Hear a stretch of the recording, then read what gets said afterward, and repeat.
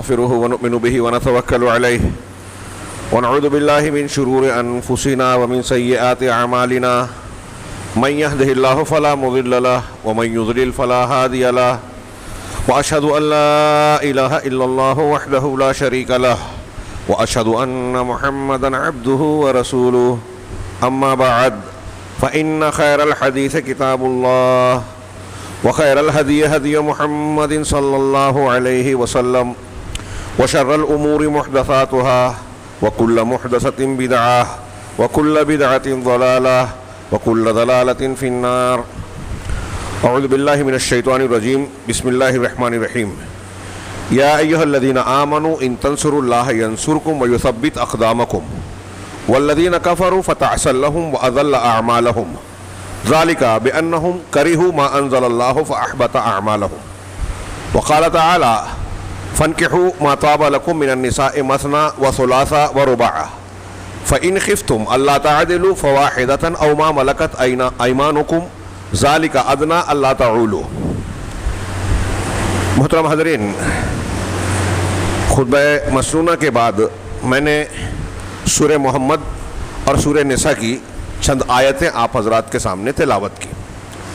سورہ محمد میں اللہ رب العالمین کا جو ارشاد ہے، اگرچہ وہ مخصوص سیاق و سباق میں اور پس منظر میں ہی کیوں نہ ہو، لیکن اصولاً العبرۃ بعموم اللفظ، قرآن اور حدیث کے الفاظ میں لفظ کے عموم کا اعتبار ہوتا ہے، عمومی معنی اس کا مراد ہوتا ہے. ہر وہ چیز جو اس کے دائرے میں داخل ہو اور اس کے معنی کا انطباق اس پر ہوتا ہو، وہ معنی اس میں شامل ہوتا ہے. چنانچہ اللہ رب العالمین کے اس ارشاد کا پہلا حصہ آپ ہمیشہ سنتے رہتے ہیں. اللہ نے خطاب کیا یا ایھا الذین آمنو، ہمیں اور آپ کو اور سارے قیامت تک کے مسلمانوں کو خطاب کیا. حضرت عبداللہ ابن مسعود رضی اللہ تعالیٰ عنہ کا قول یاد دلاؤں. انہوں نے کہا کہ جب اللہ کا یہ فرمان قرآن میں سنو کہ وہ ایمان والوں کو خطاب کر رہا ہے تو پوری کی پوری طرح سے متوجہ ہو جاؤ، ہمہ تنگوش ہو جاؤ، اس لیے کہ اللہ رب العالمین اپنے ایمان والے بندوں کو خطاب کر کے ایسی کوئی بات بیان کر رہا ہے جو ان کے دنیا اور آخرت کے لیے مفید ہو اور نقصان سے بچانے والی ہو. خاص خطاب کر کے کہہ رہا ہے، اے ایمان والو، ان تنصروا اللہ ینصرکم، اگر تم اللہ کی مدد کرو گے تو اللہ تمہاری مدد کرے گا. اللہ کی مدد کیسے ہوگی؟ یا کیا اللہ کو مدد کی ضرورت ہے؟ نہیں، اللہ تبارک و تعالیٰ کو کسی کی مدد کی ضرورت نہیں ہے. یہ قرآن و حدیث کے بہت سارے مضامین میں ہے کہ اگر دنیا کے سارے انسان، سارے جنات سب سے بہترین انسان کے جیسے ہو جائیں تو اللہ کی سلطنت میں کوئی اضافہ نہیں ہوگا. یہ حدیث قدسی ہے جو تفصیل سے آپ سن چکے ہیں. اور اگر دنیا کے سارے انسان جنات اول و آخر دنیا کے سب سے برے اور بدترین شخص کے جیسے ہو جائیں تو اللہ رب العالمین کی سلطنت میں کوئی کمی نہیں ہوگی. وہ بے نیاز ہے، وہ الصمد ہے، الغنی ہے، الحمید ہے. ساری قوت و تعریف اسی کے اندر ہے، ساری چیزیں اسی کے اندر ہے. چنانچہ آپ غور کیجئے کہ اللہ رب العالمین فرما رہا ہے کہ اگر تم اللہ کی مدد کرو گے تو مدد سے یہاں مراد کیا ہے؟ اہل علم، اہل تفسیر کا اتفاق ہے یہ اللہ کی مدد دراصل اللہ کے دین کی طرف نسبت ہے کہ آپ اللہ کے دین کی حفاظت کریں، عقیدے و ایمان کی حفاظت کریں، اس کی دعوت و تبلیغ کریں. مطلب یہ کہ اللہ کے دین کی خدمت کریں تو اللہ تبارک و تعالیٰ کا یہ وعدہ ہے وہ تمہاری مدد کرے گا. اس کے عمومی معنی کی روشنی میں آپ غور کریں کہ مسلمانوں کے مسائل کا یہ ایک جملے میں حل ہے.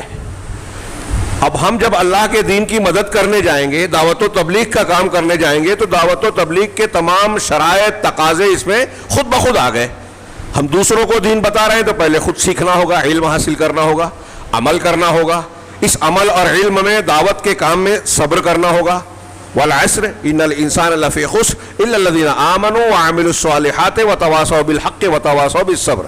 اس کی تفسیر آپ پڑھ چکے ہیں، سن چکے ہیں کہ خسارے سے بچنے والے وہ لوگ ہوں گے جن کے اندر چار اوصاف ہوں: ایمان، عمل صالح، حق کی تلقین ایک دوسرے کو کرنا، دعوت و تبلیغ، اصلاح کا کام کرنا، اور ان تینوں کاموں میں جو مصیبت، تکلیف، پریشانی آ رہی ہے اس میں صبر کرنا، ایک دوسرے کو صبر کی تلقین کرنا. یہ خود بخود ان چاروں چیزیں اس کے اندر آ گئی. چنانچہ اگر تم اللہ کے دین کی مدد کرو گے, یہ ہمارے یہاں لوگ کہتے ہیں, اور جب اللہ کے دین کی مدد کا معنی آتا ہے تو اب ہمارے یہاں ایک مزاج جو بنا ہوا ہے مسلمانوں میں دین اور جنت کے راستے کے معاملے میں, کہ ہم مخصوص عمل مخصوص وقتوں میں یا موسم میں کر لیا ہماری جنت پکی, اس کے بعد خالص دنیا دار بن گئے, کوئی حرج نہیں. یہ دینداری نہیں ہے. عقیدے اور عمل کے اعتبار سے جب ہم نے دین کے حوالے اپنے آپ کو کیا تو ہمارا 24 گھنٹے کا دورانیہ اللہ کے حوالے ہے, رسول کی تعلیمات کے تابع ہے. یہ جو مزاج ہمارا بنا ہوا ہے کہ کچھ چیزوں پر عمل کر لیا, کچھ لوگ جمعہ کی نماز پڑھ لیے پابندی سے آ کر, ہاں موقع ملا نہیں ملا, دوسری نمازیں پڑھی نہیں پڑھی چل جائے گا. رمضان المبارک میں خاص اسلام کو قبول کر لیا, رمضان کے بعد جاتے ہی شیطان کی طرح آزاد بھی ہو گئے.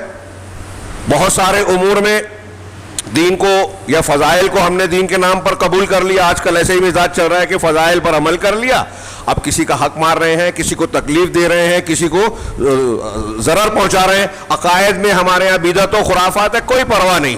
ہم کچھ نیکیاں ایسی کرتے ہیں کہ ذہن میں یہ بٹھا لیا ہے شعور و لاشعور میں کہ سارے گناہ معاف ہو جائیں گے.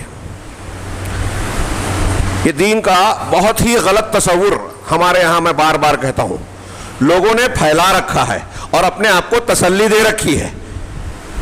قرآن اور حدیث کا مطالعہ کیجئے تو معلوم ہوگا کہ یہ دینداری اور دین نہیں ہے کہ آپ عقائد جو بھی استعمال کریں. یہاں ابھی آگے جو میں بیان کرنے جا رہا ہوں, اگر ایک آپ نے بدعقیدگی جو کفر اور شرک تک پہنچنے والی ہے اختیار کر لی تو اب سارے فضائل پر آپ عمل کر لیں, کوئی فائدہ نہیں. کوئی ایک دن بھی زندگی کا تہجد نہ چھوٹے, فرائض کی بات چھوڑیے, فرض پڑھنے کے ساتھ روز تہجد پڑھ رہے ہیں, لیکن آپ نے کفر اکبر, شرک اکبر, نفاق اکبر کا کوئی کام اختیار کر لیا ہے اور اس سے توبہ کیے بغیر مر گئے, سارے تہجد اور سارے فضائل بیکار. ایک نیکی کا ایک وزن نہیں ہوگا قیامت کے دن. منبر رسول سے بڑی ذمہ داری سے کہہ رہا ہوں, دلیل کی بنیاد پر کہہ رہا ہوں. یہ ایک دلیل میرے ہاتھ ہی میں ہے, جو آیت میں نے پڑھی اسی میں.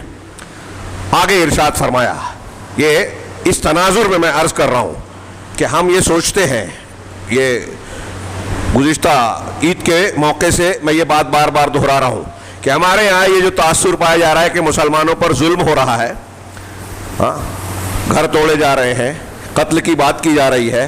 اب تازہ دیکھ رہے ہیں, پہلے حجاب پر پابندی لگائی گئی کرناٹک میں, اب جو ہے مخصوص فکر اور ہندوتو کے فروغ کے لیے نصاب تعلیم میں اور دوسری چیزوں پہ تاثر ڈالا جا رہا ہے.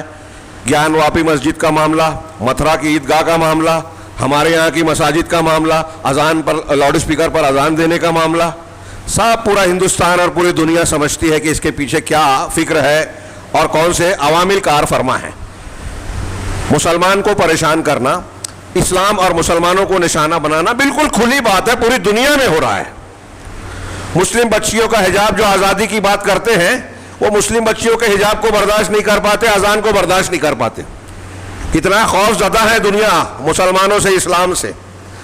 تو ہم یہ کہتے ہیں کہ یہ مظالم ہو رہے ہیں, مسجد توڑ دی گئی, مسلمانوں پر ظلم ہو رہا ہے, ناجائز گرفتاریاں ہوتی ہیں, اور مسلمانوں کو تاثر ہے کہ اللہ کی مدد نہیں آتی. اللہ تعالیٰ, میں نے بار بار دہرایا کہ جو اللہ کی مدد کے اسباب ہیں, کیا ہم نے وہ اختیار کیے, یا جو اللہ کے عذاب کو دعوت دینے کے سبب ہیں وہ اختیار کیے ہوئے ہیں. قرآن اور حدیث کے آئینے میں دیکھتے ہیں تو بالکل صاف نظر آتا ہے کہ ہم نے اللہ کے عذاب کو دعوت دی ہے, رحمت کو نہیں. اس میں سے ایک آیت یہ ملاحظہ فرمائے, اللہ کا کھلا کھلا وعدہ ہے, کوئی ڈھکی چھپی یا پیشدار بات نہیں ہے. اگر تم اللہ کے دین کی مدد کرو گے تو اللہ تمہاری مدد کرے گا اور تمہارے قدم جما دے گا, ثابت قدم بنا دے گا, تمہارے قدم اکھڑے گے نہیں. یعنی جو حق ہے, سچ ہے, اس پر قائم رکھے گا, اور کیسی بھی مصیبت پریشانی تکلیف آ جائے تم کو اس میں اطمینان ہوگا, سکون ہوگا, ہاں راحت دے گا رب العالمین. بے چینی اور بے کیفی کی کیفیت نہیں رہے گی. آپ سوچئے تھوڑی دیر کے لیے. اب یہاں میرا ایک سوال موٹا سا, ہر شخص پوچھے کہ کیا مسلمان اللہ کے دین کی مدد کر رہے ہیں؟ ہم اور آپ کر رہے ہیں؟ آپ کہیں گے کہ بھائی دعوت و تبلیغ علماء کا کام ہے, بہت سارے جہلا آج کل کر رہے ہیں, یہ بھی اللہ کے دین کا مذاق بنا رہے ہیں.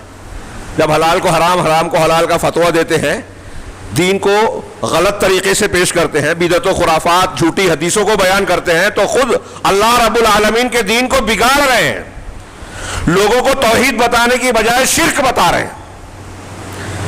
اس سب میں ہم نہیں پڑھتے۔ ہاں، دعوت و تبلیغ کتابی تعلیم ہو رہی ہے، مسجدوں میں بیٹھ کر پڑھا رہے ہیں، حضرت آدم علیہ السلام جنت سے نکالے گئے، رسول اللہ صلی اللہ علیہ وسلم کا وسیلہ لگا کے دعا مانگی، حرام کام۔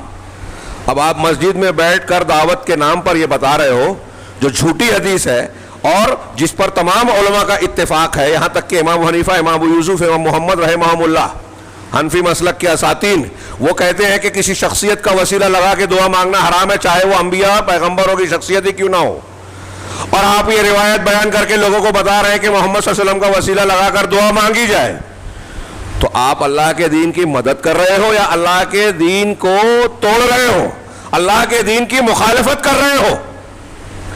سوچئے، جھوٹی حدیث، غلط مسئلہ، غلط فتویٰ، غلط بات بیان کر رہے ہو، فضائل کے نام پہ لوگوں کا مزاج یہ بنا دیا کہ آپ بہن بیٹی کا حصہ مارنے میں وراثت کے حقوق کو قرآن و حدیث کے خلاف عمل کریں، کندھے پر دینداری کا ٹھیکرا لے کر گھوم رہے ہیں، اور بہنیں بیچارگی کے کروڑوں کی دولت اور جائیداد پڑی ہوئی ہے۔ ہمارے شہر میں دسیوں واقعات، دسیوں گھروں میں یہ معاملات ملیں گے، اور دینداری کی دینداری کون سا دین ہے؟ جب آپ خود دین پر عمل نہیں کرتے تو آپ دین کی مدد کیا کرو گے؟ یہ دکھاوا ہے، مظاہرہ ہے کہ آپ دیندار ہیں، ہم دیندار ہیں۔ راستہ چلے تو ہمارے شہر کی بددینی قدم قدم پر نظر آتی ہے، کوئی ایک راستہ سیدھا نہیں ہے، ناجائز قبضہ نہیں ہے جہاں۔ اللہ تعالیٰ کا ہم حدیث سنتے ہیں، سب کو یاد ہوگی، میں بیان کروں گا تو کہیں گے ارے یہ تو معلوم ہے۔ پورے شہر میں کسے معلوم ہے؟ معلوم ہونا، معلومات ہونا الگ چیز ہے، عمل کرنے پر اصلی علم ہے۔ اللہ کے رسول صلی اللہ علیہ وسلم فرمایا کہ دین کے 70 سے زیادہ شعبے ہیں، اعلیٰ درجہ جو ہے، اعلیٰ شاخ اس کی لا الہ الا اللہ ہے، اور ادنا درجہ ہے کہ راستے سے تکلیف دہ چیز کو ہٹا دینا۔ راستے سے تکلیف دہ چیز ہٹانا ایمان کا حصہ ہے۔ یہ ایمان کا حصہ ہمارے شہر میں ڈھونڈ لیجئے کہاں نظر آتا ہے۔ یہ آداب، وہ فضائل، دینداری، مینارہ اور دنیا کی دینداری اور مذہبیت کی بات ہوگی، لیکن کوئی آدمی آپ یہ بیان کرے جا کے شہر میں آپ تبدیلی نہیں پائیں گے۔ میں پہلا جملہ اکثر بیان کیا جاتا ہے، یہ پہلی آیت، اس پر بھی توجہ کی ضرورت ہے کہ اگر ہم چاہتے ہیں کہ اللہ رب العالمین ہماری مدد کرے تو ہمیں اس کے دین کی مدد کرنی ہے، یہ شرط ہے۔ دین کی مدد پہلے صحیح دین سیکھنے سے ہوگا۔ یہ رواج جو چل رہا ہے، لوگ بیان کر رہے ہیں جاہل عالم بغیر تحقیق کے، یہ دین نہیں ہے۔ اللہ اور رسول اللہ صلی اللہ علیہ وسلم نے جو بیان کیا، صحابہ نے جو عقیدہ اور عمل اختیار کیا، یہ دین ہے۔ اس کو سیکھنے کی ہمارے ہاں تمیز ہی نہیں ہے، شوق ہی نہیں ہے، ذوق ہی نہیں ہے، اس کی قیمت ہی نہیں ہے۔ صحابہ اور انبیاء کرام کے نزدیک جو سب سے قیمتی دولت اور نعمت تھی اس دین و عقیدے کی، وہ ہمارے یہاں ثانوی چیز ہے، غیر ضروری۔ دین دنیا مقدم۔ آپ کہیں بھی دیکھ لیجئے، میں نے راستے کی ایک مثال دی، دواخانوں میں جائیے، تعلیمی اداروں میں جائیے، یہ سب خدمت کے شعبے تھے، انسانیت کی اور انسانوں کی خدمت کر کے اجر و ثواب کمایا جائے۔ پرانے نیک لوگ مخلصین کا یہ طریقہ تھا، یہ راستہ تھا، اور یہ آج دنیا کمانے کے سب سے بڑے ذریعے بن گئے ہیں جو انسانیت اور انسانی خدمت کے ذریعے تھے۔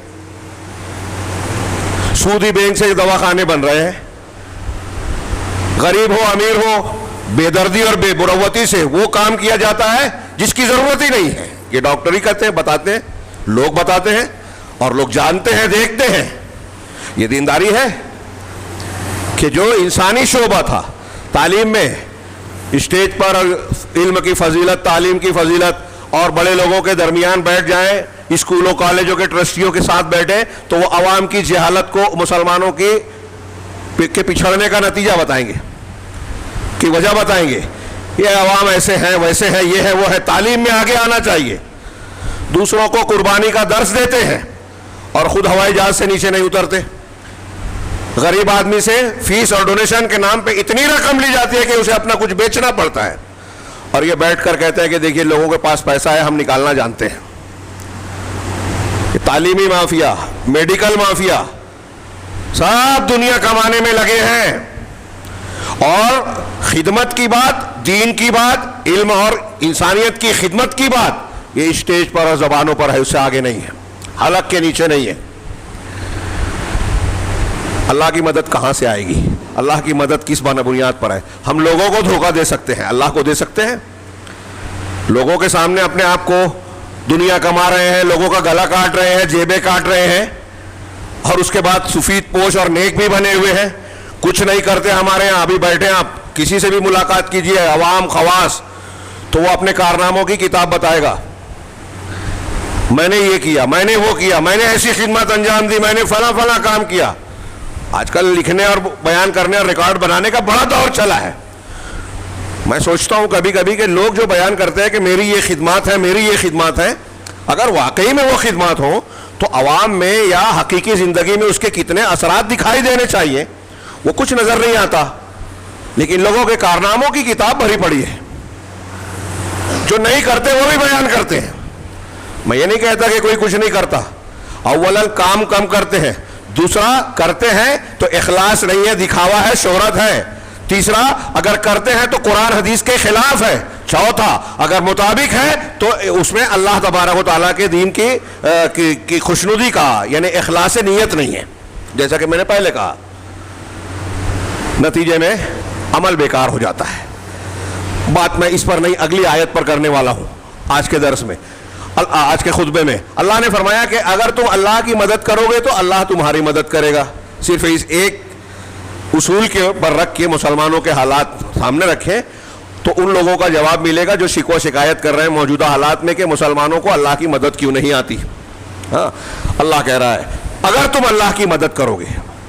میں نے اس کی تھوڑی سی وضاحت کی، آپ تفصیل سے غور کیجئے کہ اللہ کی مدد، اللہ کے دین کی مدد، دعوت و تبلیغ، اس کے سارے اصولوں اور شرائط کے ساتھ مدد کرو گے تو اللہ تمہاری مدد کرے گا اور تمہارے قدم جما دے گا۔ والذین کفروا، یہ ایمان والوں کی بات ہے، اے ایمان والوں سے خطاب کیا۔ اللہ نے آگے فرمایا والذین کفروا، اور جن لوگوں نے کفر کیا، فتعسل لہم، ان کے لیے ہلاکت ہے، ہلاکت ہو ان کی۔ میں ہے اس لیے کر رہا ہوں کہ اللہ تعالیٰ دعا نہیں کر رہا ہے، فرمان سنا رہا ہے، اللہ دعا تھوڑی کرے گا، سارا اختیار تو اسی کے پاس۔ تو ان کے لیے ہلاکت ہے، وَأَضَلَّ أَعْمَالَهُمْ، اور اللہ نے ان کے اعمال کو تباہ کر دیا، ضائع کر دیا، برباد کر دیا۔ کن کے؟ جنہوں نے کفر کیا۔ جو کافر ہیں ان کے عمل غارت، ان کے لیے ہلاکت ہے۔ ایمان والوں کو اللہ مدد دے گا، قدم جما دے گا۔ اب اگلا جملہ کہ کافروں کا یہ معاملہ ہے، تو کیوں ہے یہ معاملہ؟ کافروں کی ایک صفت بنائی گئی ہے اور اسی پر جائزہ لینا تھا مجھے آج۔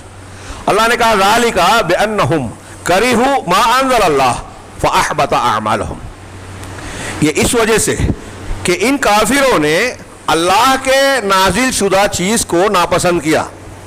جو عام کافروں کی بات ہو رہی ہے اس میں اللہ کے قرآن کو، ایمان کو، اللہ کی نازل کردہ شریعت کو، رسول اللہ صلی اللہ علیہ وسلم کو انہوں نے ناپسند کیا، نفرت کی۔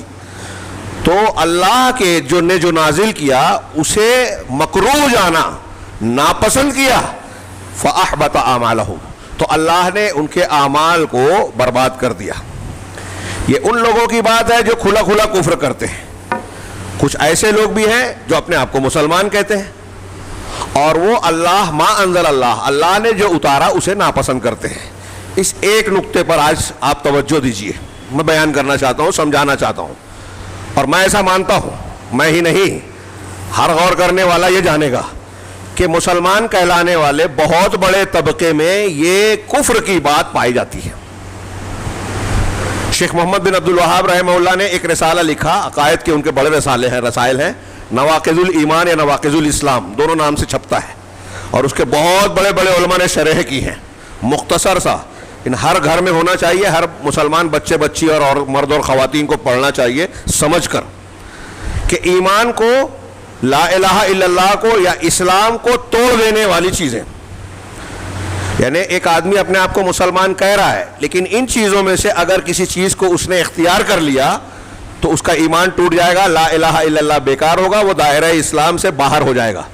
چاہے وہ اپنے آپ کو مسلمان کہہ رہا ہے، بظاہر مسلمانوں کے بیچ رہ رہا ہے، نماز روزہ کر رہا ہے، لیکن اس میں 10 چیزوں کا ذکر ہے اور یہ بیان کیا تمہید میں کہ اس کے علاوہ بھی بہت ساری چیزیں ہیں جو ایمان کو، اسلام کو توڑ دیتی ہیں، لیکن یہ 10 چیزیں لوگوں میں بہت زیادہ پائی جاتی ہے، اس کا ذکر کیا انہوں نے، ان 10 چیزوں کا جو ایمان کو توڑ دیتی ہیں. سوچئے کتنی بڑی بات ہے اور کتنی اہم ہے، مگر ہمارے یہاں لوگ یہ پڑھتے پڑھاتے نہیں ہیں. جیسا کہ میں نے کہا، سرل، آسان، میٹھا میٹھا، ایسا ایمان اسلام جس میں کوئی دقت پریشانی جھنجھٹ نہ ہو، کوئی ناراض نہ ہو، ایسا ایمان نہیں ہے.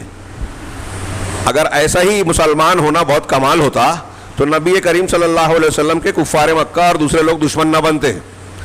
اللہ کے رسول بھی میٹھی میٹھی باتیں کرتے اور لوگ آپ کے ساتھ رہتے، ان کی ان چیزوں کو رد نہیں کرتے جو ان کے باپ دادا سے دین کے نام پر ملی تھی. باطل کو آپ رد کرو گے، یہاں تک کہ اگر مسلمان میں کوئی ایک نوجوان ہے جو موبائل پر گندی چیزیں دیکھ رہا ہے، جوا کھیل رہا ہے، شراب پی رہا ہے، آپ جب اسے منع کرو گے تو جس میں اس کو لذت مل رہی ہے، مزہ آ رہا ہے اس کو، آپ اس کو منع کرو گے تو اس کو برا لگے گا اور وہ آپ سے نفرت کرے گا. لیکن اللہ واسطے آپ کو یہ جھیلنا ہے، یہی دعوت و تبلیغ کی کٹھنائی ہے.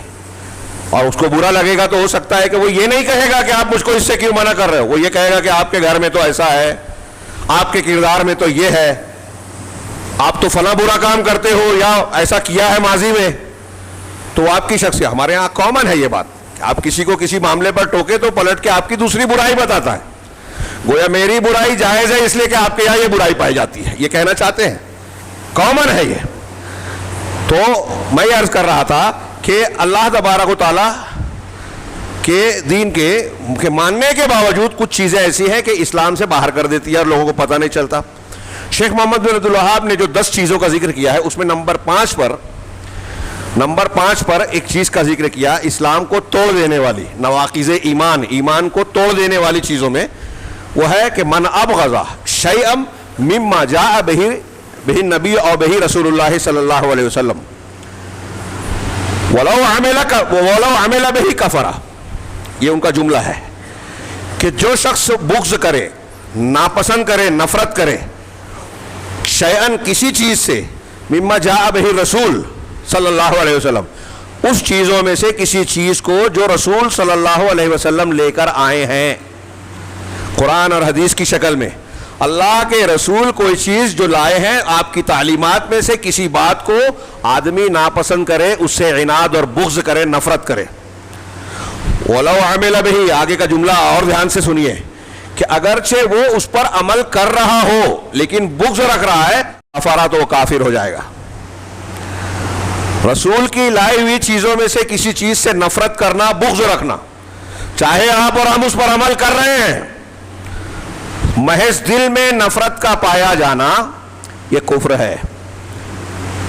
ایسے تو یہ باتیں آتی رہتی ہے، لیکن آج کے اس خطبہ جمعہ میں میرے ذہن اس طرف مبذول ہوا. گزشتہ ہفتہ کئی نکاح کی مجلس میں نکاح کی اہمیت، فضیلت اور اس سے متعلق درس دینے، خطاب کا موقع ملا. تو نکاح کی اہمیت و فضیلت جو بھی بیان کی، اس میں میں نے قرآن کی یہ جو آیت جو میں نے دوسرے نمبر پڑھی تھی، فَانْكِحُوا مَا طَابَ لَكُم مِّنَ النِّسَاءِ، اس کی روشنی میں ذکر کیا کہ نکاح کی اتنی اہمیت ہے کہ اللہ نے کہا کہ تمہارے لیے جو جائز اور پسندیدہ عورتیں ہیں، ہاں جائز پسندیدہ، جو تمہارے لیے قابل پسند، اور اللہ کے رسول نے بتایا کسے پسند کرنا ہے، دینداری کو. میں اس کی طرف صرف اشارہ کر رہا ہوں، غور کیجئے، تفصیل سے موقع نہیں ہے. اللہ اور رسول نے جو کہا ہے ہم اس پر عمل نہیں کرتے اور نتیجہ اس سے زیادہ بہتر کی امید رکھتے ہیں. دینداری ہمارے ہاں نہیں اختیار کی جاتی، نہ لڑکے میں نہ لڑکی میں. دولت دیکھی جاتی ہے، حسن و جمال، نوکری، دنیا، جیسے میں نے بتایا نا، ڈاکٹری ہو، تعلیم ہو، ہر جگہ دنیا. لوگ کتنا بھی ڈھیڈوڑا پیٹے، دین کا دینداری ہے وہ نہیں، اللہ ماشاء اللہ کہیں ہوگی. جو عام مظاہرہ ہے میں اس کی بات کر رہا ہوں. تو شادی بیاہ میں بھی یہی سمجھ میں آتا ہے کہ دین وین کسی کے نزدیک نہیں ہے اہم. وہ سب کس سے کہانی لگتا ہے کہ سلف میں خلیفہ کے بیٹے کا نکاح آ رہا ہے تو سعید بن مسیب انکار کر دے رہے ہیں، اور ایک غریب آدمی کی، ان کے شاگرد کی بیوی کا انتقال ہو گیا، گھر میں کھانے پینے کے لیے کچھ نہیں ہے، اپنی بیٹی اس سے بیاہ دی. اب یہ کہانی اور افسانہ معلوم ہوتا ہے. ہمارے سماج میں تو یہ ہوگا ایسا تصور نہیں کیا جا سکتا. بڑے سے بڑے دیندار کو دیکھیے، کوئی بہت عالم دین، پورا شہر جس کو بیان کرے کہ بڑا متقی، پرہیزگار اور نیک انسان ہے، اس کا رشتہ بھیج کے دیکھیے. جو مالدار آدمی ہے، دین کا بہت مظاہرہ کرتا ہے، وہ کرے گا نہیں کہا. کیوں نہیں کرے گا؟ جواب آپ جانتے ہیں، دین اہم نہیں ہے. یہاں معاملات میں سمجھ میں آتا ہے کہ دینداری ہے کہ نہیں ہے. تو میں یہ عرض کر رہا تھا کہ دینداری کا معاملہ، جب میں نے یہ ذکر کیا کہ دینداری کو اختیار کیا جائے، اور جب یہ میاں بیوی کو دین کی بنیاد پر چوائس کر کے نکاح ہوگا، خاندان بنے گا، تو ان کے بچے دیندار ہوں گے، ماحول گھر کا دیندارانہ ہوگا. پھر ان کی بچیاں بھاگ کر غیر مسلم سے شادی نہیں کرے گی. وہ اتنے بے غیرت اور دین کی قیمت کو نہ جاننے والے نہیں ہوں گے کہ قرآن و حدیث کو پیروں تلے روندے اور ان کو فکر نہ ہو. آج ہمارے ہاں سب گوارا ہے. جو لوگ یہ کہتے تھے کہ عورتوں کو مسجد بھیجنے میں فتنہ ہے، میں تو ان سے توقع سوچتا ہوں کہ یہ فتویٰ کیوں نہیں آتا، کوئی سوال کیوں نہیں کرتا کہ یہاں فتنہ تھا تو آپ نے مسجد کا دروازہ عورتوں پر بند کر دیا. کوئی دلیل نہیں ہے، نہ قرآن حدیث کی ہے، نہ خلفائے راشدین کی. حضرت عمر نے منع نہیں کیا تھا، جو مشہور کر کے رکھا ہے. تو وہاں آپ نے منع کر دیا مسجد جانے سے، دین سکھانے کا راستہ عورتوں پر بند کر دیا. ان کے یہاں جادو ٹونے کے نام پر اور مختلف نام پر جو ہے بہت ساری کفریات پائی جاتی ہیں، اور جماعت نکال رہے ہیں آپ نامحرم لوگوں کے ساتھ، اور تعلیم کے نام پر نامحرم بغیر کسی اس کے جو ہے ہاسٹل میں چھوڑ دیا کہیں بھی آزادی کے ساتھ. اور ایسے بڑے دینداروں کو، جماعت اور دین کے ٹھیکیداروں کو میں نے بذات خود سنا ہے کہتے ہوئے، ارے یہ عمر ہوتی ہے، ہو جاتی ہے غلطیاں، کوئی خاص بات نہیں ہے. ہماری بچیاں کالج میں پڑھنے گئی ہیں، تعلیم بہت ضروری ہے. اب اگر کچھ غلطی ہو گئی، تعلقات ہو گئے ناجائز، تو کوئی خاص بات نہیں ہے، عمر کا تقاضا ہے. اب یہاں بھی ہم دیکھ رہے ہیں کہ کچھ دنوں بعد شاید یہ کہیں گے کہ وہ گئے، اگر وہ اسلام چھوڑ کے عیسائی بن گئی، ہندو بن گئی، تو کوئی خاص بات نہیں ہے، تعلیم اہم ہے. کوئی مفتی جرأت مند جو یہ فتویٰ دے دے دین زیادہ اہم ہے یا تعلیم زیادہ اہم ہے؟ آپ کی تعلیم اور ڈگری سے پوری دنیا کما لیں آپ، تو بھی دینداری کی قیمت نہیں ہو سکتی. پوری دنیا چھوڑ دیں، دنیا چھوڑ کے مر جائیں، دین اور عقیدہ نہیں چھوڑیں گے. یہ ہمارا سبق ہے. انبیاء اور صحابہ کا واقعہ پڑھتے ہیں نا، حضرت سمیہ شہید ہوئی، ابو جہل یہی کہہ رہا تھا، محمد کا دین چھوڑ دو، چھوڑ دیں گے. انہوں نے جان گوارا کی، لیکن کفر اختیار نہیں کیا. اور آج ہماری بچیاں کفر اختیار کر رہی ہیں. کس لیے؟ دنیا کے لیے. اور اس کے ذمہ دار ہم سب ہیں، ہم سب ہیں. ہمارا سماجی ڈھانچہ، دین سے دوری، دین بیزاری، اور اپنے آپ کو یہ دھوکہ دینا. مظلوم کو مظلوم رہنے دو، دین کی مدد نہیں کر رہے ہیں ہم. جب ہمارے گھروں میں مظلوم ہیں، مسائل ہم قرآن و حدیث کی روشنی میں حل نہیں کر رہے ہیں، تو ہم دین کی مدد کرنے والے کیسے ہوئے؟ اور جب ہم اللہ کے دین کی مدد نہیں کر رہے ہیں تو اللہ کی مدد کیسے آئے گی؟ سوال ہی نہیں اٹھتا. اللہ کہہ رہا ہے اس پہ پہلے، اللہ تمہاری مدد کرے گا جب تم دین کی مدد کرو گے. اور ہمارے گھروں میں، سماج میں، معاشرے میں دین کی مخالفت ہو رہی ہے، ہم مدد کرنے کے لیے تیار ہی نہیں ہے، سوال ہی نہیں کرتے. کون پڑے گا جھنجھٹ میں؟ ان کا کام ہے. آپ کا کام کیا ہے؟ لہسن، پیاز، ادرک، بازار، سائیکل اور فلاں سواری، یہ ہمارا آپ کا کام ہے. یہ ہمارے لیے دین سے اہم ہے، اس کے لیے بہت ٹائم ہے. ہمارے بچوں کو موبائل پر جو ہے پوری رات گزار دے رہے ہیں. کرکٹ کے لیے بہت گھنٹہ ہے. جمعہ کے خطبے، علماء کا دروس، علماء کی مجلس میں بیٹھنے کے لیے فرصت نہیں ہے، اکتاہٹ اور بوریت ہوتی ہے. تو آپ کس کی مدد کر رہے ہو؟ دین کی یا کفر کی؟ ہم خبریں سنتے ہیں کیا کیا دین کے خلاف ہو رہا ہے. تو خیر، میں عرض یہ کر رہا تھا، بات کو سمیٹ رہا ہوں، کہ جب میں نے یہ بیان کیا بعض خطبوں میں، تو اس کا جو رد عمل نظر آیا، میں تو خود محسوس کرتا تھا. کچھ بزرگوں نے، کچھ سماجی کام کرنے والوں نے اس بات پر توجہ دلائی. اور ایک صاحب نے بڑی تفصیل سے کہا کہ میں نے ٹی وی چینلز پر ایک بحث سنی، مباحثہ سنا 1 سے زائد شادی کے موضوع پر. تو یہ اس میں تھا کہ ہندوستان، پاکستان، بنگلہ دیش میں اسے برا سمجھا جاتا ہے، اور اس کی وجہ ان لوگوں نے، اس میں خواتین بھی تھیں، مرد اور خواتین، یہ وجہ بیان کی کہ ہندوستان کے علماء نے بیان نہیں کیا، ماحول نہیں بتایا، قرآن و حدیث کی تعلیم لوگوں کو بتائی نہیں ہے، اس لیے لوگ اس سے نفرت کرتے ہیں، برا مانتے ہیں. مجھے احساس ہوا، حالانکہ یہ بات میں خود مختلف خطبوں اور موقعوں پر کہہ چکا ہوں. انہوں نے مجھ سے کہا کہ آپ کی زبان سے سنتا ہوں تو مجھے اچھا لگتا ہے، کئی مرتبہ سنا. میں تو اکثر کہا کرتا ہوں کہ ہمارے ہندوستانی سماج پر، بر صغیر میں، ہمارے مسلم تہذیب پر اور خاص طور سے اس معاملے میں عورتوں پر ہندو دھرم کی تعلیمات کا، سماج کا بہت اثر ہے، بہت زیادہ اثر ہے۔ اب یہ سامنے رکھیے یہ اصول، اور اس تناظر میں میں نے جب غور کیا تو یہ موضوع بہت تفصیل سے بولنے کے لائق نظر آیا۔ آج ہمارے سماج میں جو زنا، بدکاری، فحاشی، بے حیائی عام سے عام ہوتی چلی جا رہی ہے، بے پردگی عام، اور اس کا اب اتنا تنازل ہے کہ اب اس پہ کوئی خاص بات نہیں رہ گئی ایسی کوئی خبر میں۔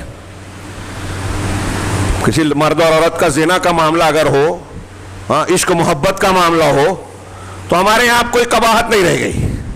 جیسا کہ میں نے کہا کہ دیندار کہتے ہیں کہ یہ عمر ہے، ہوتا ہے، کوئی بات نہیں، یہ چل جائے گا، یہ بے غیرتی ہے۔ یہ عمر، اور آپ کو جب یہ سمجھتا ہے تو اس عمر کے آنے سے پہلے آپ کو نکاح کر دینا چاہیے، شادی کر دینا چاہیے۔ اس فتنے کا دروازہ، یہ قرآن و حدیث کی تعلیمات ہیں، آپ اپنا فلسفہ بگاڑ کے قرآن و حدیث کو کنارے کر رہے ہو۔ تو ہمارے یہاں جو بے حیائیاں ہیں، بیوہ مطلقہ عورتوں کے جو سنگین مسائل ہیں، جو درد مند انسان ہے، جو سماج اور معاشرے میں آنکھیں کھول کر دیکھتا ہے نا، اسے لوگوں کا دکھ، درد اور آنسو نظر آتے ہیں۔ اور جو دنیا دار ہے، خواہش پسند ہے، نفس امارہ اور دل کی گندگی کے پیچھے بھاگنے والا ہے، اسے لوگوں کے آنسو بھی نہیں پگھلاتے، اسے مظلوم کے دکھ اور درد کی بجائے اس کی مجبوری نظر آتی ہے، وہ مجبوریوں کا فائدہ اٹھاتا ہے۔ آج ہمارے یہاں کتنی خواتین ہیں بے سہارا، اگر کسی در پر وہ جائیں اور نوکری مانگیں تو اس نوکری کی آڑ میں ان کی عزت اور جسم پر نظر ڈالی جاتی ہے، یہ نظر نہیں آتا کہ اس کو کون سا دکھ یہاں لایا ہے، اس درد کو محسوس کیا جائے، اس کا مسئلہ دین کے دائرے میں حل کیا جائے اور اس کی عزت بچائی جائے۔ اس کے بجائے ایسے موقعوں کو لوگ کیش کرانا چاہتے ہیں۔ یہ موقع اچھا ہے، اگر کسی عورت کا شوہر نہیں ہے تو یہ تصور نہیں ہے کہ اس کی شادی کروا دی جائے، اس کا نکاح کروایا جائے۔ اب نتیجے میں اگر وہی لڑکی کسی غیر مسلم کے ساتھ تعلق میں آ گئی، اور یہ ہندوستان میں ہو رہا ہے، کہیں کہیں بہت بڑی وجہ یہ ہے کہ عمر بڑھ گئی، شادی نہیں ہو رہی ہے، اس کے کئی اسباب ہیں، کہیں خاندانی بات، کہیں دولت کی کمی، کہیں جہیز وغیرہ کا مسئلہ، سماجی اور مختلف رسوم کا معاملہ، جس کو اسلام نے آسان کیا تھا ہم نے مشکل بنا دیا، اور زنا کو اسلام نے مشکل بنایا تھا وہ ہمارے یہاں آسان ہے۔ تو اللہ، میں نے جب یہ بیان کیا بعض مقامات پر، اور اس پس منظر میں یورپ اور اہل مغرب کے رویے اور ان کا ماحول بتایا کہ ایک طرف یا تو شادی کو بندھن سمجھا جا رہا ہے، بوجھ سمجھا جا رہا ہے، نتیجے میں انہوں نے بندھن سے آزادی اختیار کی، ناجائز تعلق، بن بیاہی زندگی سے لیو اینڈ ریلیشن شپ اور ڈیٹنگ کا مزاج جو یورپ اور مغرب میں بہت عام ہو چکا ہے، اب ہمارے یہاں بھی آ رہا ہے، رواج پا رہا ہے، بڑے شہروں میں کامن ہے ڈیٹنگ، مرد اور عورت ایک دوسرے سے ڈیٹ کرتے ہیں، ساتھ میں جائیں گے، 4-6 دن رہیں گے، مشترکہ کرائے سے، ہم کو کرائے کا ایک گھر بھاری پڑ رہا ہے، مرد عورت رہیں گے تو ایک دوسرے کے کام بھی آئیں گے، کرایہ بھی بہت ڈیوائڈ ہو جائے گا، تو ساتھ میں رہے، لیو اینڈ ریلیشن شپ، اب میاں بیوی کی طرح رہ رہے ہیں، شادی نہیں ہوئی، قانون اس کی اجازت دے رہا ہے۔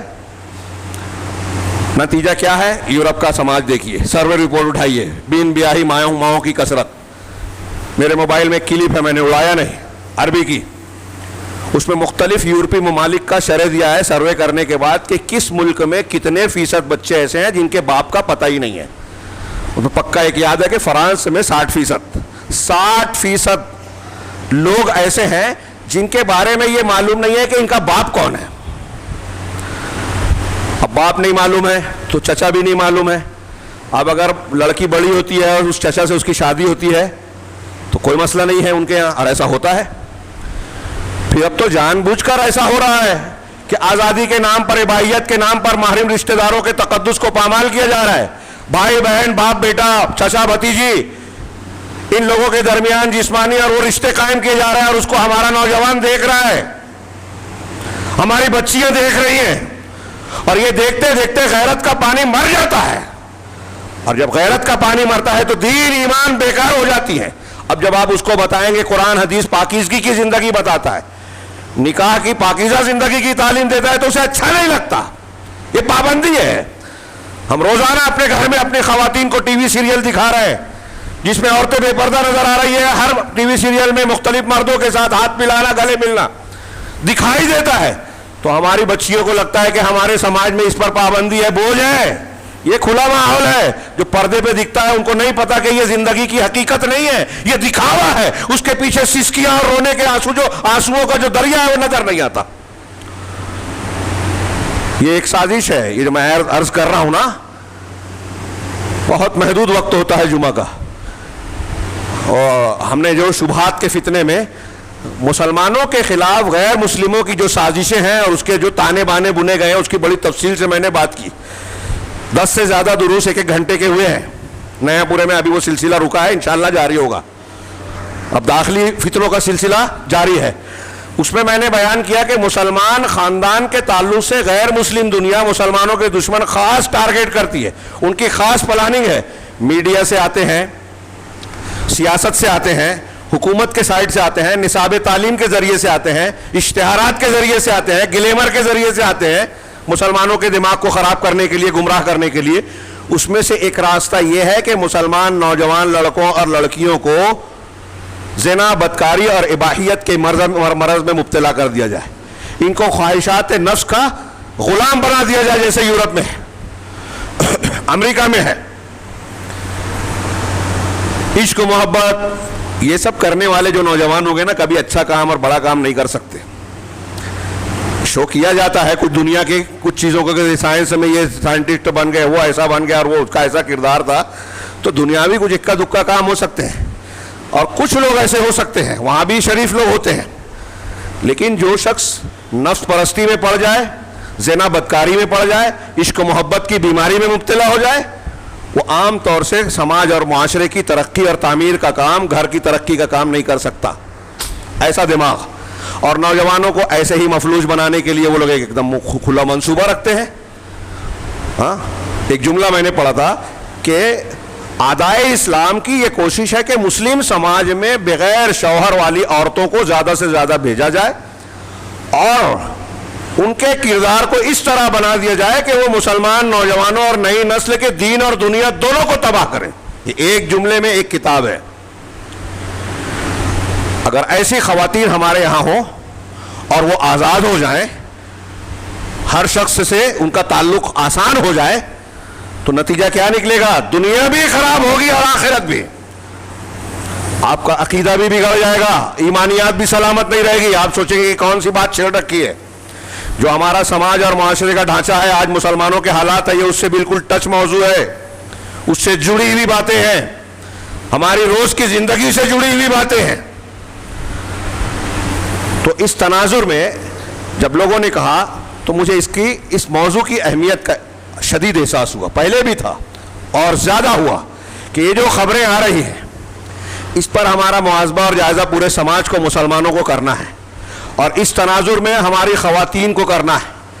اللہ تبارک و تعالیٰ کہہ رہا ہے، کافروں کی علامت بتائی سورہ محمد کی جو آیت میں نے پڑھی، کہ انہوں نے اللہ کے نازل شدہ چیز کو ناپسند کیا، اس لیے اللہ نے ان کے اعمال کو برباد کر دیا. کنہوں نے؟ کافروں نے.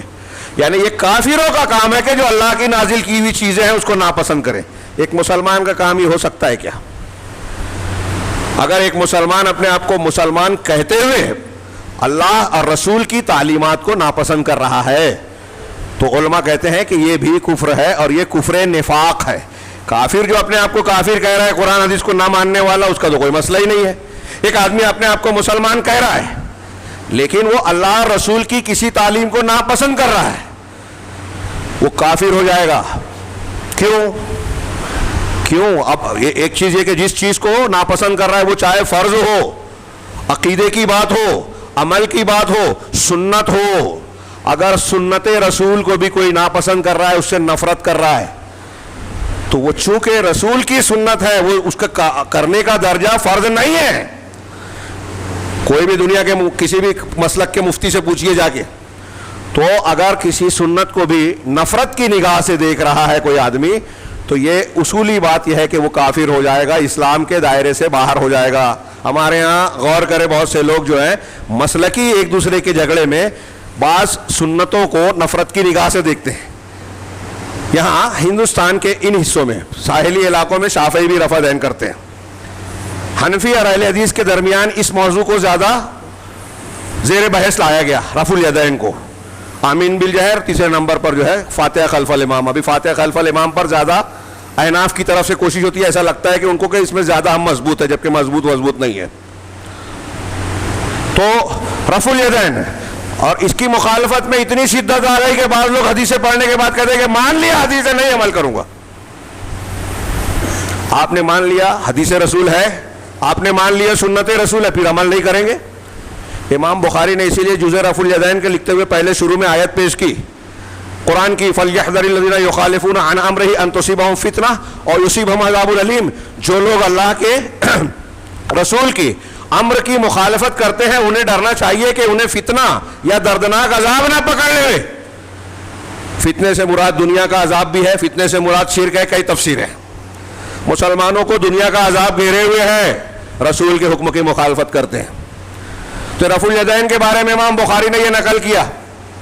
تو اب ایک رفع الیدین کے بارے میں کوئی داڑھی کو ناپسند اگر کرے، نہیں سمجھ میں آتی. کوئی بیٹی اور بہنوں کو حصہ دینے کو ناپسند کرے کہ قرآن حدیث کی یہ بات مجھے پسند نہیں آ رہی ہے، کافر ہو جائے گا. کافر، یہ قرآن کی آیت ہے، اس کے عمل برباد ہو جائیں گے، ملت سے خارج ہو جائے گا. اللہ اور رسول کے کسی حکم کو ناپسند کرنا اللہ اور رسول کو ناپسند کرنا ہے. اللہ اور رسول کے کسی بات سے بغض رکھنا رسول سے بغض ہے، محبت کے خلاف ہے، جو ایمان کی بنیاد ہے. رسول سے محبت کا دعویٰ کرنے والے بڑے رسول کا دامن نہیں چھوڑیں گے اور دنیا کی محبتوں کا اعلان کرتے ہیں، لیکن اللہ کے رسول کی سنتوں کو ماننے کے لیے تیار نہیں ہے. بدعتوں پر فریفتہ ہے، سنتوں کو نہیں مانتے. جھوٹے ہیں وہ لوگ جو کہتے ہیں کہ بدعت کر کے کہتے ہیں کہ ہم اللہ کے رسول سے محبت کرتے ہیں. تو یہاں اس تناظر میں آپ دیکھیے کہ اسی طریقے سے قرآن نے اجازت دی کہ ایک چیز، ہاں اصل موضوع پر اب آ رہا ہوں جبکہ وقت ختم ہو چکا ہے، ویسے موضوع پر شروع سے ہوں، لیکن جس چیز کو میں خاص تذکرہ کرنا چاہتا ہوں اس سے متعلقہ بہت سارے امور.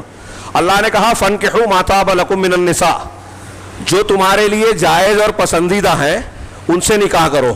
مثنا، ان عورتوں سے، مثنا 2 سے، اور وثلاثہ 3 سے، ورباع 4 سے. 2 سے 3 سے 4 سے یہ پہلے ہے. فَإِنْ خِفْتُمْ أَلَّا تَعْدِلُوا، اگر تم کو اس بات کا اندیشہ ہے، ڈر ہے کہ انصاف نہیں کر سکو گے، فَوَاحِدَةً، تو ایک عورت، أَوْ مَا مَلَكَتْ أَيْمَانُكُمْ، یا وہ جو تمہارے دائنے ہاتھ جس کے مالک ہوئے یعنی لونڈیاں. ذَلِكَ أَدْنَىٰ أَلَّا تَعُولُوا، یہ اس بات سے زیادہ قریب ہے کہ تم ظلم نہ کرو، یعنی ظلم نہیں ہونا چاہیے. اب ہمارے ہاں جو لوگ مخالفت کرنا چاہتے ہیں، ناپسند تو کرتے ہیں لیکن بول نہیں سکتے، تو کہیں گے کہ دیکھیے اللہ نے شرط رکھی ہے انصاف، اور انصاف نہیں کر سکتے تو ایک سے زیادہ نہیں کرنے کا. بالکل صحیح بات ہے، اور نہیں کر سکتے تو نہیں کرنا چاہیے، لیکن کیا کوئی انصاف نہیں کر سکتا؟ اگر کوئی انصاف کر نہیں سکتا، اسی قرآن میں آگے ہے کہ تم اگر چاہو بھی تو عورتوں کے درمیان پورا برابری نہیں کر سکتے، لیکن تم ایک کی طرف پورے طریقے سے مائل نہ ہو جاؤ. تو کہتے ہیں کہ دیکھیے بعض لوگوں نے کہا، منکرین حدیث نے کہا، پرویز وغیرہ نے، کہ یہ جو آگے کی آیت ہے نا اس سے منسوخ ہو گئی، یہ والی 2 3 4 والی. کیسے؟ اللہ کہہ رہا ہے کہ تم انصاف کر نہیں سکتے اور وہاں کہا ہے کہ انصاف ضروری ہے. ارے وہاں بھی جہاں کہا کہ تم برابری نہیں کر سکتے تو ایک سے طرف پورے مائل نہ ہو جاؤ. جب 2 رہیں گی تبھی یہ بات آئے گی نا. تو یہ منسوخ نہیں ہے، قرآن سے بالکل واضح ہے. تو مائل نہیں ہونا. اللہ کے رسول صلی اللہ علیہ وسلم نے کتنی شادیاں کی؟ بیک وقت آپ کی 9 یا 9 سے کو کبھی ایک زیادہ، ایک ہی وقت میں بیویاں رہیں، یہ آپ کی خصوصیت تھی، اس کی اپنی تفصیلات ہیں. اس پر علماء نے اعتراضات کیے، غیر مسلم دنیا اعتراض کرتی ہے کہ آپ شہوت پرست، آپ یہ وہ. ان لوگوں نے کتابوں کی شکل میں جواب دیا. نبی صلی اللہ علیہ وسلم کا جب عنفوان شباب تھا، 25 سال کی عمر سے لے کر 40 سال تک، تب تک آپ نے ایک ہی عورت سے ایک ہی عورت کو نکاح میں رکھا، حضرت خدیجہ الکبریٰ رضی اللہ تعالیٰ، اور وہ بھی آپ سے عمر میں بڑی اور بیوہ. کوئی کمہارا لڑکا آج ہمارے یہاں بیوہ سے شادی کرنے کے لیے تیار ہوگا کیا؟ شاذ و نادر کوئی مثال ملے تو وہ شہوت پسند ہوگا جو ایسا کرے گا. اور وہ بھی 50 سال کی عمر کے بعد. نکاح حضرت عائشہ سے تھوڑا پہلے ہوا لیکن رخصتی بعد میں ہوئی. بقیہ تمام بیویوں سے شادی ہو رہی ہے 50 سال کی عمر کے بعد. اور حضرت عائشہ صدیقہ کے علاوہ کوئی کنواری اور باقرہ نہیں تھی، سب بیوائیں تھیں. آپ غور کیجئے، یہ نبی صلی اللہ علیہ وسلم کے تعلق سے میں نے جواب دیا اور اس کی حکمتیں اپنی جگہ. تو آپ کی اتنی بیویاں تھیں اور ساری بیویاں اور سارے لوگ جانتے تھے کہ آپ کی زیادہ محبت ام المومنین حضرت عائشہ صدیقہ سے ہے، یہ ازواج مطہرات بھی جانتی تھی. اسی وجہ سے آخری وقت میں سب نے اپنی باری عائشہ کو دے دی، حضرت عائشہ صدیقہ رضی اللہ عنہ کو، کہ ہماری باری پہ نہ رہیں، آپ حضرت عائشہ کے گھر پہ رہیں. تو یہ زیادہ محبت ہونا جس میں بس نہیں ہے، اس میں برابری نہیں کر سکتے، اور جو آپ کر سکتے ہو اللہ اس کے بارے میں سوال پوچھے گا. تو اللہ کے رسول انصاف کرتے تھے، محبت زیادہ ایسے ہی. تو میں جب یہ کچھ آگے آ رہے ہیں، میں نے اس پہ نکات میں لکھا ہے کہ اعتراضات کیا کیا کیے جاتے ہیں. تو اس میں ایک اعتراض یہ بھی کرتے ہیں، اور خاص طور سے ہمارے یہاں خواتین کرتی ہیں، مائیں بہنیں غور سے سنیں، یہ ان کے خلاف نہیں، ان کے حق میں ہے قرآن حدیث کی تعلیم، اور اگر آپ ناپسند کریں گے تو کافر ہو جائیں گے. میں عرض کر رہا ہوں کہ اس میں فائدہ ہے، نقصان نہیں ہے، لیکن دین کی بنیاد پر ہمارے معاملات نہیں ہوتے، اس لیے نقصان نظر آتا ہے. تو آپ کہتے ہیں کہ انصاف نہیں ہوگا، تو میں سوال کرتا ہوں کہ اولاد میں انصاف کا حکم ہے کہ نہیں ہے؟ اولاد میں انصاف کا حکم ہے نا، روایتوں کا موقع نہیں ہے، سب جانتے ہیں. لیکن کوئی مرد یا کوئی عورت یہ نہیں کہتی کہ ایک بچے کے بعد دوسرا پیدا نہیں کرو، 2 3 4 ہو جائیں گے تو انصاف نہیں ہوگا، پھر اللہ تعالیٰ ہم کو پکڑے گا. کوئی نہیں کہتا. سنا ہے آپ نے کہ ایک سے زیادہ اولاد نہیں ہونا چاہیے اس بنیاد پر کہ انصاف نہیں کر سکتے؟ اگر ایسا ہی معاملہ ہے تو یہاں بھی بولنا چاہیے نا، انصاف اور ظلم کی اتنی فکر ہے تو.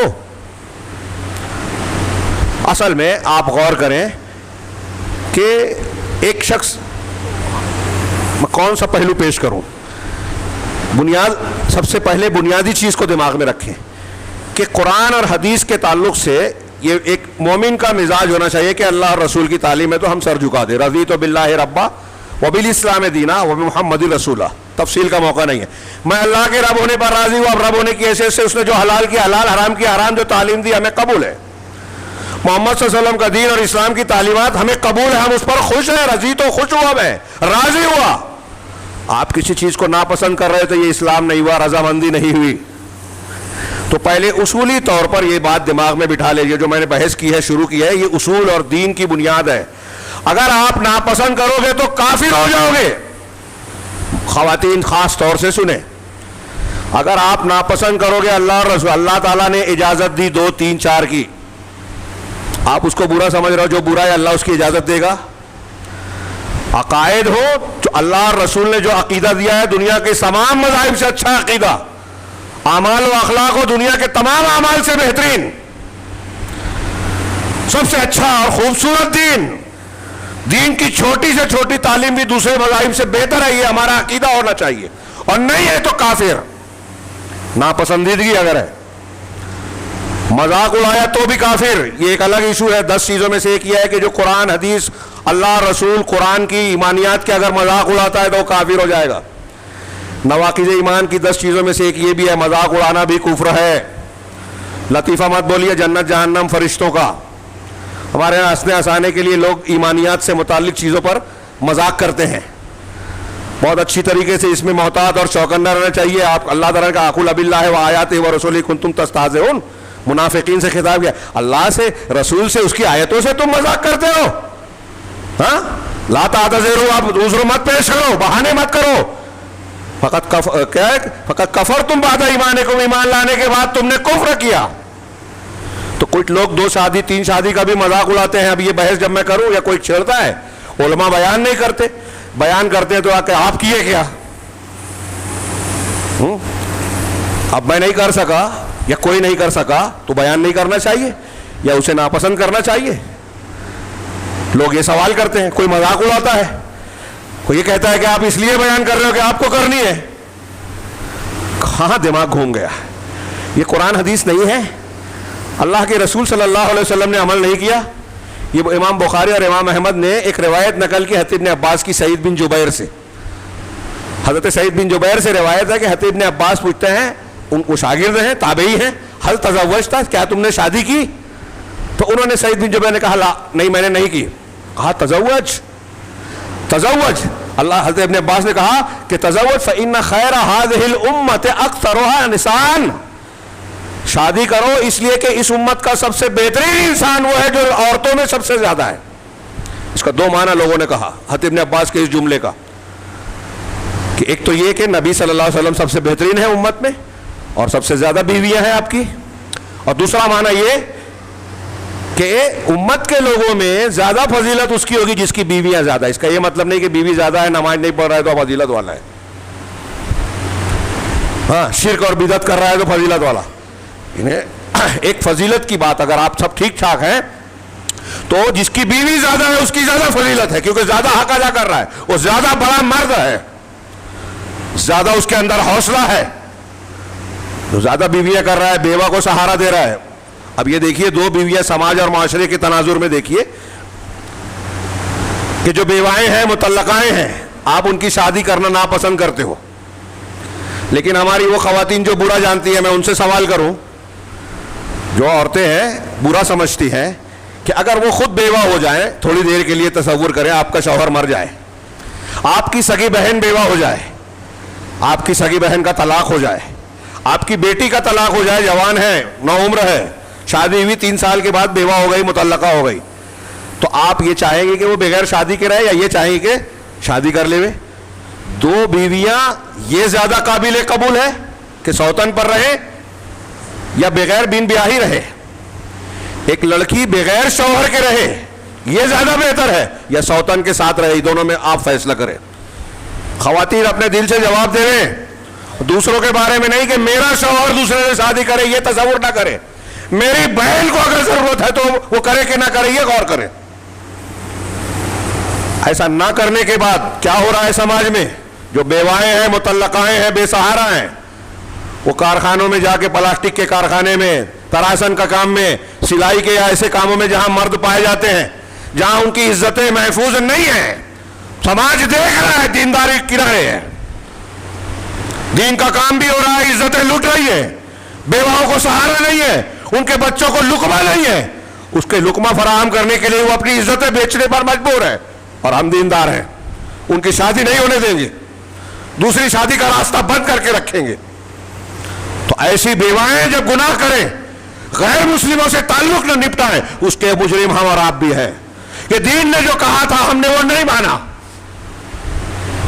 غور کرنے کیجئے آج ہمارا سماج کہاں جا رہا ہے، کتنی خرابیاں ہیں.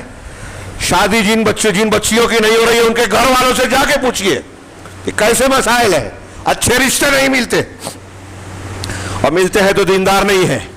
ہمارے ہاں دیندار لوگ دوسری نہیں کریں گے. کچھ لوگوں نے بتایا، یہ جو میں نے بتایا نا کہ تبصرہ کیا، تو بتایا کہ خواتین میں، مردوں میں ایسا ہے کہ اگر کسی نے دوسری شادی کر لی تو عورتیں یا دوسرے لوگ ایسے ذکر کرتے ہیں جیسے اس نے گناہ کیا ہے. میں تو حیرت زدہ رہ گیا، یہی آیت کی طرف میرا دماغ گیا.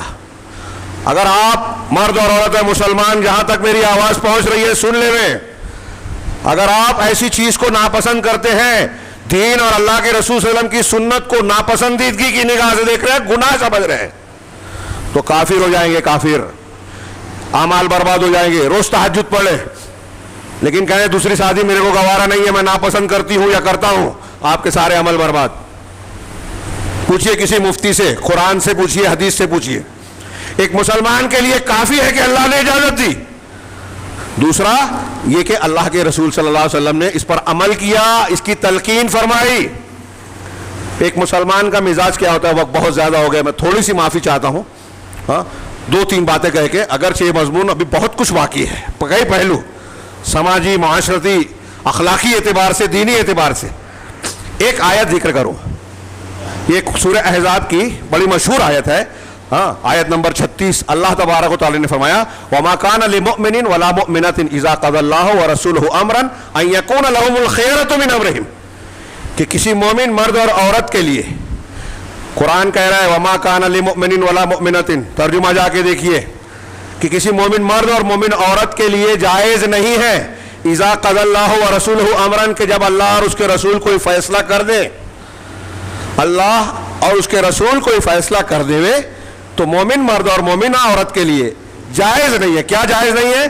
ان یکون لہم الخیارۃ من امرہم، کہ ان کو اپنے معاملے میں اختیار رہ جائے کہ میں چاہوں گا تو کروں گا، میں چاہوں گا تو نہیں کروں گا، مجھے پسند آئے گا تو کروں گی، نہیں پسند آئے گا تو نہیں کروں گی. ہاں وَمَن يَعْصِ اللَّهَ وَرَسُولَهُ فَقَدْ ضَلَّ ضَلَالًا مُبِينًا، اور جو اللہ اور اس کے رسول کی نافرمانی کرے, ان کی مخالفت کرے, وہ بہت دور کے بہت کھلی گمراہی میں مبتلا ہے.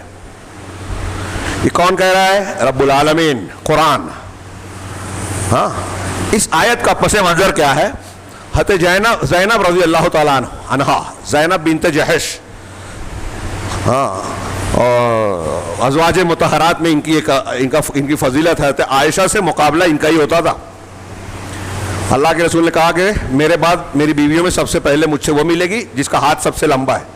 تو ہاتھ ناپنے لگی لوگ, کہا نہیں, وہ خرچہ کرنے میں. یہ حضرت زینب تھی, سخی تھی بہت. حضرت زینب رضی اللہ تعالیٰ عنہا اللہ کے رسول صلی اللہ علیہ وسلم کی پھوپھی ذات بہن تھی, پھوپھی کی بیٹی. اب حکم ہوا, آپ نے حضرت زید بن حارثہ کا پیغام بھیجا شادی کرنے کے لیے. تفصیل کا موقع نہیں ہے. حضرت زید بن حارثہ کو آپ جانتے ہیں, آپ کے منہ بولے بیٹے تھے. ہاں, منہ بولے بیٹے, ایک بات. اور یہ تھے تو عرب, لیکن کسی نے ان کو قبضے میں کر کے غلام بنا کے بچپن میں بیچ ڈالا تھا. حضرت خدیجہ الکبریٰ رضی اللہ تعالیٰ عنہ کی ملکیت میں تھے.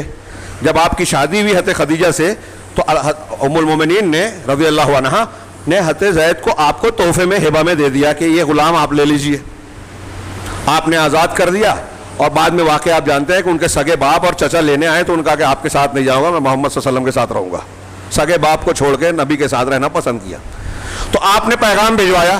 اب یہ آزاد کردہ غلام تھے, تو حضرت زینب رضی اللہ تعالیٰ عنہ اور ان کے اہل خانہ کو یہ بات بری لگی کہ ایک آزاد کردہ غلام ہے اور ہم قریش کے, بنو ہاشم کے, اتنے اونچے خاندان کے. آج کل ہمارے یہاں نا برادری جاہلیت والی, جاہلیت اور جاہلوں والی غیر اسلامی تعلیم, یہ بات ان کے یہاں بھی تھی, اس کا اثر تھا. تو انہوں نے کہا کہ ہم کیسے نکاح کر لیں. جب انہوں نے رسول اللہ صلی اللہ علیہ وسلم کے پیغام بھیجنے کے باوجود یہ رد عمل دیا, تو اللہ تعالیٰ نے یہ آیت نازل کی کہ کسی مومن مرد اور مومنہ عورت کے لیے جائز نہیں ہے کہ اللہ اور اس کے رسول جب کوئی فیصلہ کر دیں تو ان کو اپنی طرف سے کوئی اختیار نہیں ہے. اپنا اختیار ہو, ان کو یہ نہیں ہے, حق نہیں ہے. یہ آیت نازل ہوئی, حضرت زینب رضی اللہ تعالیٰ عنہ کے گھر والے اور حضرت زینب راضی ہو گئے اور نکاح کر دیا. حضرت زید سے حضرت زینب کا نکاح ہو گیا. سوچئے خاندان برادری والی بات کتنی مضبوط اور پکی ہوتی ہے. لیکن وہ مان گئی, کیونکہ قرآن حدیث کو مانتے تھے نا. ہمارے یہاں راستے سے ہم سائیکل اور کرسی نہیں ہٹا سکتے لوگوں کو آرام دینے کے لیے. پارکنگ کرنے کے لیے آٹو رکشے والے, ٹھیلے والے پیچھے نہیں لگائیں گے.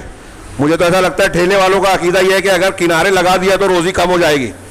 لوگوں کا راستہ روکیں گے تو لوگوں کی روزی بڑھے گی, روزی گھٹے گی. لوگوں کو آپ تکلیف دے رہے ہو. آپ کارپوریشن کے قانون کی مخالفت بعد میں کر رہے ہو, اللہ رسول کی مخالفت پہلے کر رہے ہو. ایسے ہی ہمارے ہاں جو لوگ دوسری شادی کی مخالفت کرتے ہیں, رکاوٹیں ڈالتے ہیں, وہ بھی سماج اور معاشرے میں برائیاں اور گندگیاں پھیلانے کے ذمہ دار ہیں. مسلم لڑکیوں کے غیر مسلم کے ساتھ جانے پر مجبور کرنے کے ذمہ دار ہیں, مانے یا نہ مانے. ہمارے سماجی برائی اور ڈھانچے کی خرابی کا یہ ایک بنیاد ہے. اور جب ہم اللہ اور رسول کی حکم کی مخالفت کریں گے تو اللہ کی مدد نہیں آئے گی. ایسی حکومتیں مسلط ہوگی جو مسلمانوں کو بے گناہ ہوتے ہوئے قید کریں گی, مسجدوں کو توڑیں گی, لاؤڈ اسپیکر پر پابندی لگائے گی, گوشت کھانے پر روک لگائے گی, حجاب پر پابندی لگائے گی, گھروں پر بلڈوزر چلائے گی. اللہ تعالیٰ سے شکایت مت کیجئے کہ یہ مدد نہیں دیتا. اپنے آپ کا جائزہ لیجئے کہ اس کے ذمہ دار ہم ہیں, اس لیے کہ ہم نے عذاب کو دعوت دی ہے. پیچھے میں نے کئی باتیں کہی کہ جو حرام کام ہے, غلط کام ہے, وہ ہمارے یہاں رائج ہے, اور جو اللہ کی مدد کو لانے کا سبب بن سکتے ہیں وہ ہم نے جو ہے اس کو چھوڑ رکھا ہے. میں ایک دو سبب, دو تین جملوں میں, کہ ایک تو یہ کہ ایک سے زیادہ شادی کبھی مرد کی ضرورت ہوتی ہے. اگر ضرورت ہے اور پوری نہیں ہوئی تو کیا ہوگا؟ وہی ہو رہا ہے آج, زنا, بدکاری, ناجائز تعلقات. اگر عورت کی ضرورت ہوتی ہے, جیسے بیوہ ہے, مطلقہ ہے, کبھی اس کی ضرورت ہے. ہاں, ایک ابھی بتا رہے ہیں کہ واٹس ایپ پہ ایک لمبا مضمون آیا, ایک عورت نے, مسلم عورت نے اپنا خود کا واقعہ لکھا, اور سن کے واقعی یعنی 1.5 مہینہ پہلے میں نے سنا, اور ایک سے زیادہ لوگوں سے, ہمارے مرکز الامام البخاری کے چیئرمین دکتور عبید الرحمان صاحب نے بیان کیا پہلے, پھر دوسروں نے بھی بتایا کہ ہم نے بھی پڑھا, اور آپ لوگوں میں سے بھی بہت سے لوگ پڑھے ہوں گے, کہ ایک بیوی نے کہا کہ میرے شوہر نے مجھ سے اجازت مانگی دوسری شادی کی, میں نے اجازت نہیں دی, نہیں کر سکتے, نہیں کرنے دوں گی. اور 3 مہینے کے بعد حادثے میں ان کا انتقال ہو گیا, خود بیوہ ہو گئی. اور انہوں نے بہت لمبا چوڑا مضمون لکھا، اور اس کے بعد اس نے یہ بیان کیا کہ اب میری سمجھ میں یہ آیا کہ مرد سے زیادہ عورت کے لیے ضرورت ہے کہ ایک سے زیادہ شادی کی اجازت ہو. یہ عورتوں کے لیے زیادہ راحت کا سبب ہے، ان کے مسائل کا حل ہے. کسی بیوہ کے کم سن بچے ہیں تو اس سے پوچھئے کہ جب وہ دیکھتی ہے کہ دوسرے بچوں کے باپ اس کے ساتھ حسن سلوک کرتے ہیں تو اسے اپنے بچے کی یتیمی کا کتنا معاملہ شدید شدت سے کھلتا ہے کہ اس کا باپ نہیں ہے، اگر ہوتا تو یہ کرتا، اس کے آنسو پوچھتا، اور پھر اس کی ضرورت پوری کرنے کے لیے وہ ناجائز راستوں پر چلنے پر مجبور ہوتی ہے. ایسے کتنے لوگ کتنے مسئلوں کے ساتھ جی رہے ہیں. یہ ایک بات. دوسری بات، ہمارے یہاں آج سماج میں دیکھیے طلاق کتنی بری چیز ہے. اس کی وجہ سے جو ہے دخل دینے کا موقع ملا حکومت کو. وہ حلالہ جو حرامہ ہے اصل میں، ہاں قرآن حدیث میں نہیں ہے، اس کی وجہ سے بھی ہم مذاق بنے. طلاق اور خلا شریعت میں اس کو رکھا ہے، ناپسندیدگی کے ساتھ بھی اس کو رکھا ہے. اس کا مطلب اس کی ضرورت ہے، فطرت ہے، اسلام دین فطرت ہے. اب ہمارے یہاں جو سماج اور معاشرہ ہے کہ دوسری شادی نہیں ہو سکتی. اب ایسی صورت میں آپ غور کیجئے، کسی لڑکی کو آپ نے کسی سے بیاہ دیا، اب وہ لڑکی پر ظلم کر رہا ہے ایک ہی کے ساتھ. لوگ بولتے ہیں دو اس لیے نہیں کرنا چاہیے کہ ظلم ہوگا. اب ایک کے ساتھ جو ظلم کر رہا ہے تو اس کا کیا کرے؟ وہ خودکشی کرے؟ اب پابندی لگا دیجیے طلاق میں تو ہمارے گھروں میں بھی کچن کی آگ بھڑکے گی ہندو کچن کی طرح، اور پھر بہو جلے گی. آپ کی بچی طلاق کے ساتھ گھر واپس آ جائے یہ اچھا ہے، یا کچن میں جل کے مر جائے یہ اچھا ہے؟ طلاق اس لیے اللہ تعالیٰ دین اسلام نے رکھا کہ لڑکی زندہ رہے. مطلب یہ کہ کبھی کبھی ایسا ہوتا ہے کہ شادی ہو جانے کے بعد میاں بیوی کی جمتی اور نبھتی نہیں ہے. تو اب ایسی عورت کے جیسے کتنے عورتیں ہیں، اللہ کے رسول کے پاس ایک خاتون آگے کہا کہ مجھے میرا شوہر پسند نہیں ہے، خلا لیا، خلا کا حق ہے. اب جب دوسری شادی کا راستہ ہی بند ہوگا تو ایک عورت جو اپنے شوہر سے بہت پریشان ہے، ناپسند کر رہی ہے، وہ خلا لینے کی جرات نہیں کرے گی. طلاق ہو جانے کی صورت میں بہت مسئلہ بگڑ جائے گا، اس لیے ناجائز چیزوں کو بھی گوارا کرے گی کہ شوہر بے نمازی ہے، شرابی ہے، حرام خور ہے، کیا کریں، اب شادی ہو گئی ہے طلاق لے لیں گے تو یہ معاملہ ہو جائے گا. یعنی دین چلا جائے چلے گا، دین کی بنیاد پر. اور عجیب بات ہے ہمارے سماج میں دین کی بنیاد پر طلاق نہیں ہوتے کہ وہ بے نمازی ہے اس لیے طلاق چاہیے، جبکہ اس میں لینا چاہیے تو لوگ نمازی بن جائیں گے. میرا دعویٰ ہے دیندار دیکھ کے شادی کیجئے، اچھی بچیوں کی شادی نیک لوگوں سے کیجئے. ہر نوجوان نیک بننے کی کوشش کرے گا کہ ہمیں اچھا رشتہ نہیں ملے گا اگر ہم نیک نہیں ہوں گے. ہمارے سماج میں بے نمازی کو لڑکی نہیں دینا چاہیے، مجبور ہو جائے آدمی نیک بننے پر. اور ایسا ہی لڑکوں کی طرف سے لڑکیوں کے لیے کہ اگر بے دین ہے، دین سے دور ہے، تو ڈاکٹر ہے، انجینئر ہے، لاکھوں مہینے کا کماتی ہے، پراپرٹی والی، نہیں کریں گے. ورنہ آج آپ کر لیں بے دین سے، کل آپ روئیں گے. وہ ناجائز تعلق رکھے گی، وہ ڈیٹنگ کرے گی، لیو اینڈ ریلیشن شپ، اور اس کو جائز سمجھے گی، غیر مسلموں سے تعلق رکھے گی. دین کو اہمیت دیجیے. تو ایک فائدہ یہ ہوتا ہے کہ اگر زندگی تلخ ہو جائے تو آپشن موجود رہے گا. ہاں، اور ایک دوسری شادی کا چلن جب ہو جائے گا تو بہت سارے اس قسم کے مسائل ختم ہو جائیں گے جس کو ہم سنگین مسئلہ سمجھ رہے ہیں. یہ اور بھی کچھ نکات ہیں لیکن وقت کافی زیادہ ہو گیا، میں معافی چاہتا ہوں. صرف ایک جملہ یہ کہوں گا ان لوگوں سے جو اس کی مخالفت کرتے ہیں کہ جو لوگ یہ دوسری شادی کے مخالفین ہیں، کیا ان کے پاس ایک سے زیادہ شادی سے بہتر کوئی اپائے اور حل ہے؟ یورپ میں بین بیاہی زندگی کے نتائج دیکھیں، ہندوستان میں دیکھیں، جہاں مردوں کی کمی ہے وہاں دیکھیں، اور وہاں کیسے کیسے سنگین مسائل پیدا ہو رہے ہیں. اور اس کے علاوہ کوئی حل بتائیں.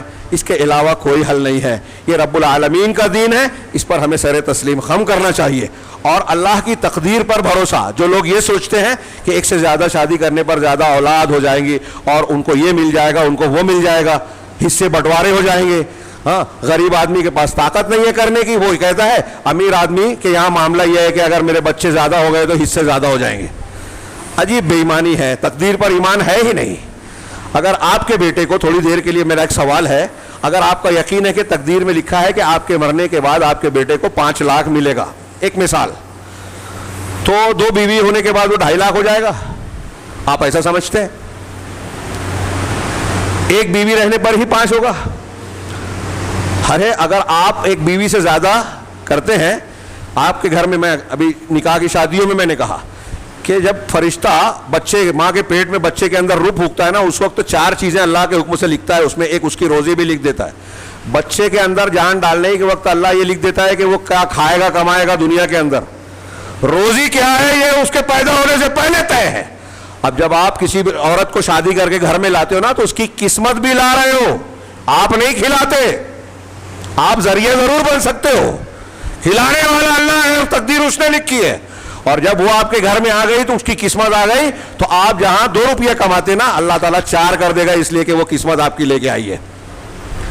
تو آپ کے بچے کو بیٹے کو اگر 5 لاکھ اللہ نے تقدیر میں لکھا ہے تو آپ 4 شادی کر لیں 5 لاکھ ہی ملے گا، 1 کر لیں 5 ہی ملے گا. تقدیر نہیں بدلے گی. اللہ رب العزت سے دعا ہے کہ وہ ہمیں دین کو سمجھنے کی توفیق عطا فرمائے اور اس پر کما حق ہو عمل کرنے کی توفیق دے، اور اس کی برکت سے دنیا کے فتنوں اور مسائل سے ہمیں بچا لے اور آخرت کے ہر قسم کے عذاب سے محفوظ رکھے. اقول قولی ھذا واستغفر اللہ لی ولکم سائر المسلمین وصلی اللہ علی نبینا محمد. بارک اللہ لنا ولکم فی القرآن المجید ونفعنا وإیاکم بالآیات والذکر الحکیم انہ تعالی جواد کریم ملک رؤوف رحیم.